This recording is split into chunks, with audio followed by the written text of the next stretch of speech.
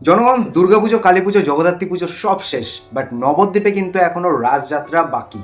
তো রাসযাত্রা আগামী 5 তারিখ থেকে শুরু হচ্ছে, কিন্তু তার আগে কিন্তু প্রত্যেকটা বারোয়ারিতে কিন্তু চলছে ঠাকুর তৈরির প্রস্তুতি।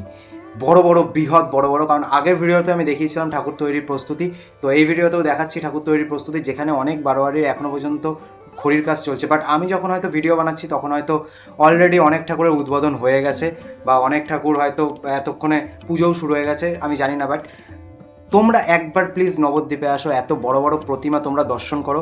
আমি 100% গ্যারেন্টি দিয়ে বলতে পারি ভাই, নবদ্বীপ শহরের প্রেমে পড়ে যাবে। এত সুন্দর উৎসব আর কোথাও হয় না ভাই, একমাত্র নবদ্বীপ আর শান্তিপুর, এই দু জায়গাতেই রাস ফেমাস। দু জায়গাতেই ঘোরো এবং দেখো।